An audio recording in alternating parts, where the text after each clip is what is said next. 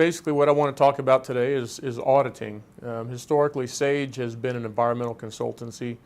Looking back about 5 or so years ago, we changed that part and added health and safety and made Sage Safety as one of our business units.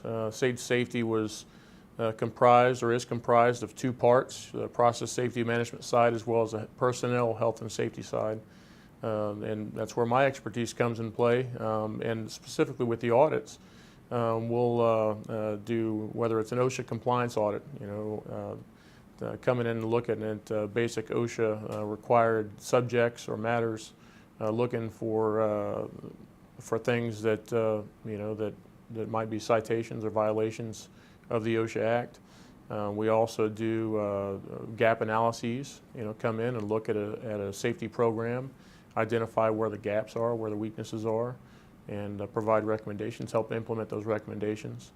Another section that we do of audits is safety management systems, where we can come in, audit to the management system, whichever management system it is, identify gaps in the management system, and help provide recommendations and find out where your holes are, and ultimately make it a safer place in your company or at your site.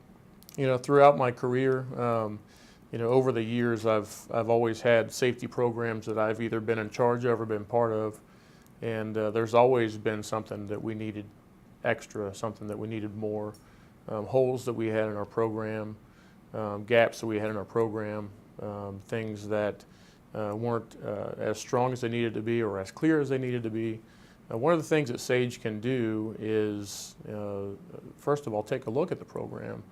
Look at it, look for any gaps, whether it's an assessment or an audit that we do, but generally just look at gaps. We all have safety programs at this point in time, and in 2015 and beyond, we all have safety programs. I think the point is right now, how do we get to the next step? How do we go, beyond zero incidents? How do we go to the left of zero? How do we get to that next phase? And ultimately, that's by looking at every aspect of our safety programs.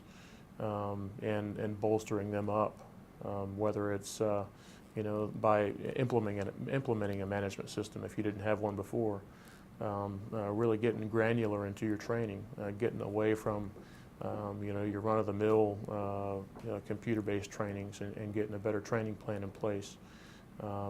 Maybe sometimes it's just coming on site and implementing behavioral-based safety if you're at that level, if you're ready for that. There's many things that we can do by looking at your program to make it to take it to the next level.